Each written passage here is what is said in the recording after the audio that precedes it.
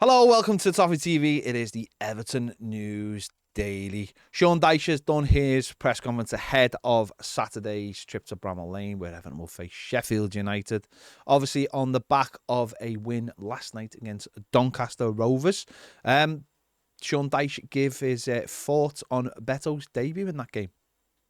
Yeah, I mean, I think firstly, it's not about taking pressure off anyone. It's about adding to the strike force. We've been searching for that for a long time. He's a player we've been monitoring for a long time. A player that desperately wanted to come here, so we finally got that done. And then back to his performance, I thought it was always. I think I mentioned last night. His clearance, came through late, so we couldn't plan on him starting, but we thought he'd be. Well, we were hoping he'd be available. So the plan was always to get him on for a half if we could, at least a half. And then I'm pleased with his performance. Quite obviously, he looked what we hope he will look. He looked, physical presence, but also dealing with the ball, but also stretching the pitch. I think the biggest thing for me was with a real desire. He can run, we know that, but he can run hard, and he wants to run hard, and he wants to get in the box. And I think that's a very powerful thing for a striker. It sounds mad as if that's the norm, but it's the body language and the intent he drives forward with, and I think that was impressive last night. Obviously, he's only just got here, but that's certainly, I think, laid down a mark for him to continue building on, and something for us to look at now that we've got him in the building and sort of be pleased with. That's what we thought, what we'd seen, and we saw it last night.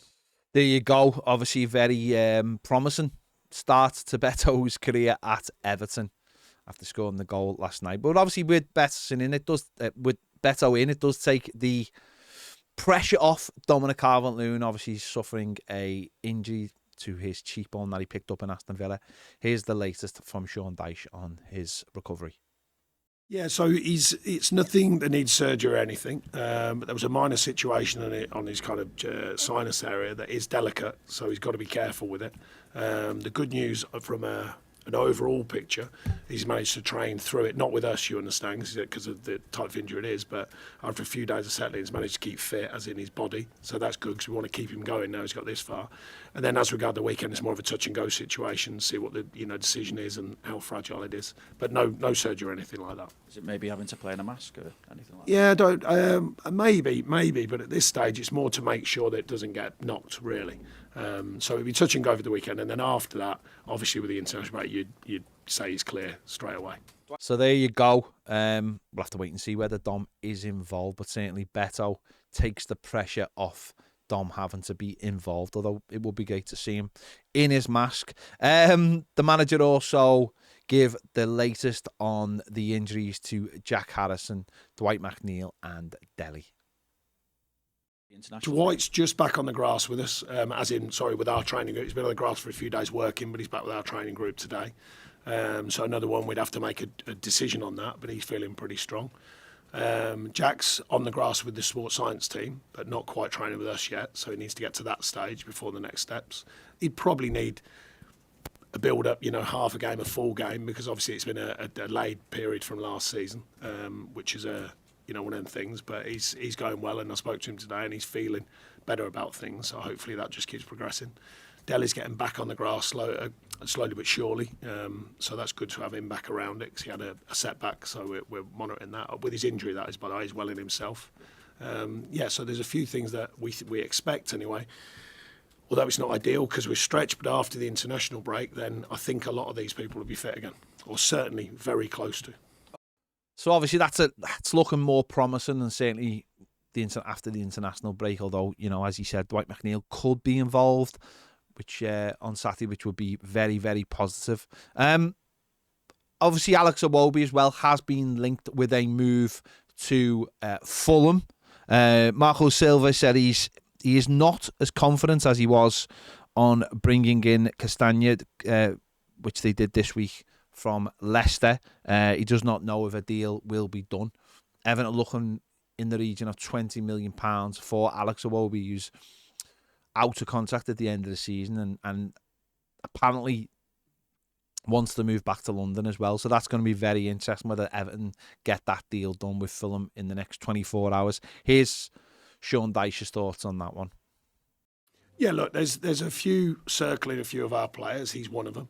There's nothing in agreement yet, but there's him and Tom Cannon, similar sort of situations. A number of clubs circling their situations. Would weaken the squad terribly if Alex were to go? What do you have to weigh up as regards whether you allow him to go now? Because obviously he has only got a year left on his contract. Yeah, exactly. The obvious thing that's been, I think's been apparent, although I still had to spell it out last week. It was a bit odd. The club have to look at the business side of it, and there is a business side of it, quite obviously, with a player with a year left. Tom slightly differently. Money's not free flowing, so. Yeah, it's an interesting one because Sean Dyche's not really talking about bringing players in if he has to sell players. I think he knows he has to sell players, and bringing in whatever money we could get for Iwobi would be a good deal. There's also Damari Gray, possibility of him going. If he does go to Saudi Arabia, that window has another week left open, so that could be done. It seems like Everton are quite confident that'll be done. Everton have been linked with a move for Maxwell Cornet of West Ham. They're exploring a loan deal. Of course, Sean Dyche had him at Burnley, scored 9 goals, including winning goal against Everton. So the manager knows him. Struggled with injuries at West Ham, missed a lot of last season. So he's a player who can play. He can play left back. He can play left wing back, left midfield, right midfield, and has played up front as well. So he would give Everton a lot of different choices, and I think they're the kind of players Everton are looking for at the moment to boost the squad out. So he's another player. It's going to be a very interesting 24 hours. It could see Everton going back for Nonso even. If Everton can get the money in for Alex Iwobi, they might be able to make that offer finally that Leeds will accept. We'll have to wait and see. We'll be here all day tomorrow with live coverage of transfer deadline day, so make sure you join us for that. See you later.